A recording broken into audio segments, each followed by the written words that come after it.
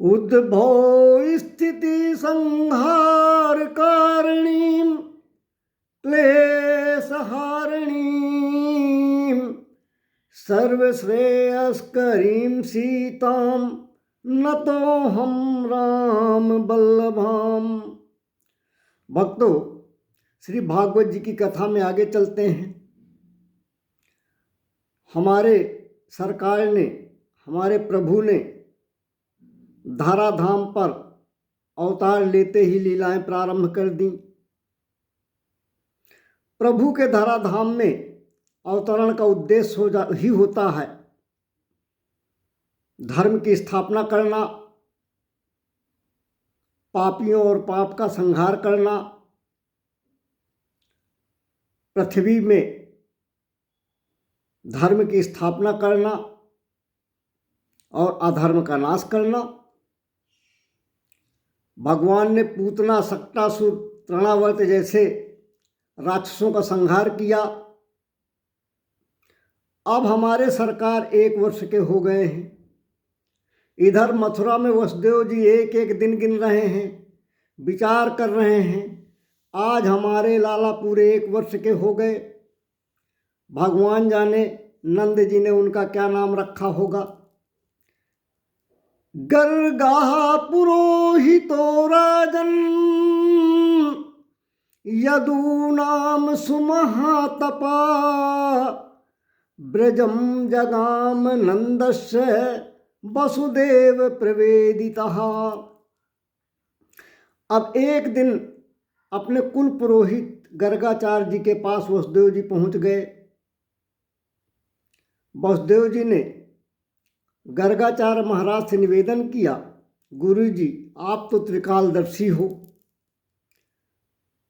आपकी महान कृपा होगी यदि आप ब्रजधाम में नंद बाबा के घर जाकर मेरे छोरों का नामकरण कराओ। अब वसुदेव जी का निवेदन गर्गाचार्य जी ने स्वीकार कर लिया। गर्गाचार्य जी गोकुल में नंद बाबा के घर पहुंच गए। नंद बाबा ने गर्गाचार्य जी का बड़ा स्वागत सत्कार किया। नंद बाबा तो ब्राह्मण, गौ और देवताओं के भक्त ही हैं, संतों के भक्त हैं।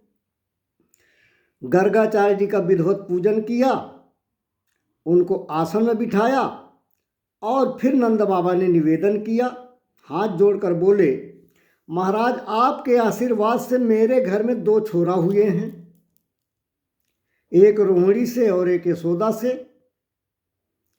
पर मैंने देखा है, अनुभव किया है कि जब से छोरा हुए हैं तब से कोई न कोई उपद्रव आए दिन ब्रज में होते रहते हैं। आप तो प्रकांड ज्योतिषी हो, ज्योतिष के बहुत बड़े विद्वान हो, उनकी ग्रह दशा देखकर उनका भविष्य फल बताइए। गर्गाचार्य जी बोले, ठीक है, बताएंगे। बताओ बालकों के क्या नाम हैं, उनकी कौन सी राशि है। नंद बाबा बोले, महाराज, हमें तो नाम रखने का ध्यान ही नहीं रहा अभी तक। अब गर्गाचार्य जी बोले, ठहाका मारकर हंसे और बोले, छोरा 1 साल का हो गया, अब तक नाम ही नहीं रखा। नंद बाबा हाथ जोड़कर बोले, महाराज, चूक हो गई। अब आप जैसे सिद्ध संत पधारे हो तो हमारी आपसे प्रार्थना है कि आप ही इनका नामकरण कर दो। गर्गाचार्य जी बोले, ठीक है, हम नामकरण तो कर देंगे, पर हमारी एक शर्त है। नंद बाबा बोले, महाराज, आपकी क्या शर्त है। गर्गाचार्य जी कहते हैं, यदूनाम महामाचार्यः ख्यातस्य भुवि सर्वतः सुतं मयं संस्कृतं ते मन्यते देवकी सुतम। गर्गाचार्य जी कहते हैं कि नंद बाबा, हम तो यदुवंश के आचार्य हैं,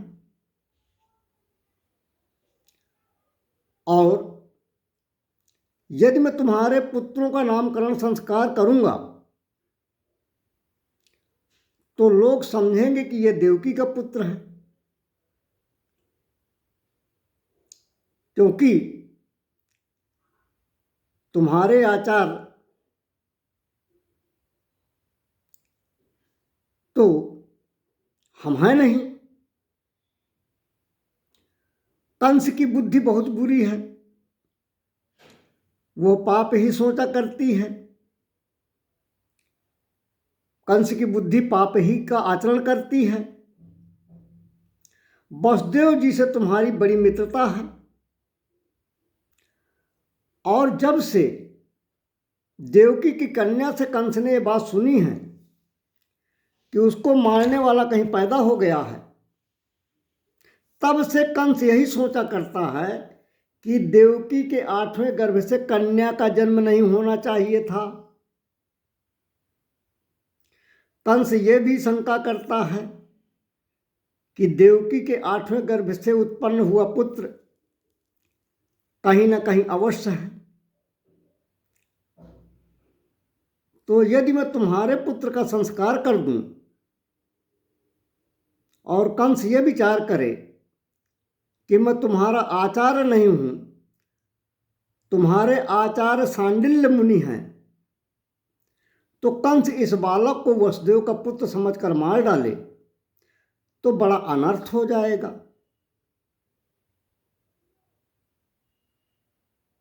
क्योंकि उसी बालक से कंस का वध होना है। नंद बाबा ने कहा, आचार्य जी आपकी शर्त हमें स्वीकार है। आप चुपचाप मेरी गौशाला में चलकर केवल स्वस्ति वाचन करके बालक का द्विजाति समुचित नामकरण कर दीजिए। किसी को कानों कान में खबर नहीं लगने दूंगा। औरों की कौन कहे, मैं अपने सगे संबंधियों को भी नहीं बताऊंगा। मेरे सगे संबंधी भी ये बात नहीं जान पाएंगे कि आपने मेरे बालकों का नामकरण किया है। गुरुदेव आप तो गौशाला पधारो, हम अपने बच्चों को तुरंत लेके आ रहे हैं। अब नंद बाबा ने आवाज लगाई, अरे यशोदा, बहुत बड़े सिद्ध विद्वान ब्राह्मण आए हैं, जल्दी लल्ला को लेके आ जा, उनसे इनका नामकरण कराएंगे। अब दोनों माताएं रोहिणी और यशोदा अपने अपने छोरों का श्रृंगार करके मोटा मोटा काजल लगा के उनके डिठोना लगाकर आपस में बात करने लगी। बहन, इस बाबा गर्गाचार्य का नाम तो बहुत सुना है, लोग कहते हैं बहुत बड़े ज्योतिषी हैं। बहन चलो इन पंडित जी की कुछ परीक्षा कर लेते हैं। मेरे लल्ला को तू ले ले अपनी गोद में और तेरे लल्ला को मैं ले लूं। अगर ये पक्के जानकार पंडित होंगे तो बता देंगे कौन लाला किसका है, और ना बता सके तो समझो कि खटिया पलटन बाबा हैं। तो दोनों माताएं अपने अपने छोरा को अदला बदली करके गर्गाचार्य जी के सामने आकर बैठ गईं। मैया यशोदा ने भगवान बलभद्र को अपनी गोद में लिया, मैया रोहिणी ने कन्हैया को अपनी गोद में लिया और गर्गाचार्य जी के सामने आकर बैठ गईं। गर्गाचार्य जी को प्रणाम किया। अब गर्गाचार्य जी ने जैसे ही परम प्रभु हमारे कान्हा का दर्शन किया, उनके नेत्र पट खुले के खुले रह गए। एक ही दृष्टि में गर्गाचार्य महाराज पहचान गए कि अरे ये तो साक्षात निर्गुण निराकार निरीह परब्रह्म परमात्मा है, जो सगुण स्वरूप में मेरे सामने विद्यमान है, विराजमान है। भगवान की दिव्य छवि छटा देखकर अपलक निहारते रह गए गर्गाचार्य जी। गर्गाचार्य महाराज की अखंड समाधि लग गई, आंखें खुली की खुली रह गईं। ध्यान, ध्याता और ध्येय तीनों एक हो गए। जब ध्याता ध्यान और जब ध्याता ध्यान और ध्येय ये तीनों एकाकार हो जाते हैं तो व्यक्ति समाधि में लीन हो जाता है। अब गर्गाचार्य बाबा समाधि में चले गए, दोनों माताएं सामने बैठी हैं। बाबा को समाधि में ध्यान मग्न देखकर मैया यशोदा सोच रही हैं कि महाराज जी मेरे छोरा की भाग्य रेखाएं पढ़ रहे होंगे। लेकिन जब बहुत देर हो गई तो मैया यशोदा बोली, महाराज आपने बेटों की भाग्य रेखा तो पढ़ ली होगी, बताओ छोरे के नाम क्या रखे हो। लेकिन बाबा हूं तब ना, बाबा हुए तब बतावें, बाबा तो चले गए हैं समाधि में। अब मैया के बहुत टोकने पर भी जब पुरोहित जी ने कोई प्रतिक्रिया नहीं दी तो मैया यशोदा भयभीत हो गईं। रोहिणी जी से बोली, अरे बहना देखो तो सही महाराज जी को क्या हो गया। महाराज जी न तो हिल रहे हैं, न डुल रहे हैं, न इनकी पलकें गिर रही हैं, न इनके शरीर में कंपन हो रहा है, बस आंखें फाड़ फाड़ कर देखे जा रहे हैं।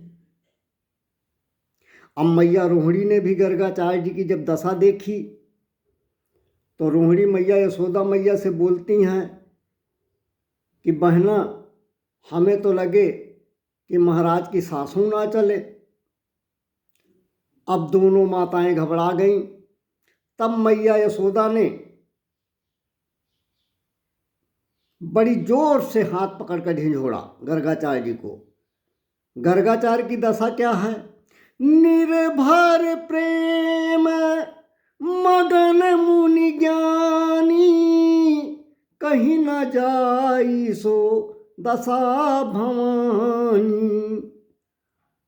प्रेम के वशीभूत होकर समाधि में चले गए हैं। वह दशा गर्गाचार्य जी की कहीं नहीं जा सकती है। अपार आनंद उन्हें समाधि में आ रहा है।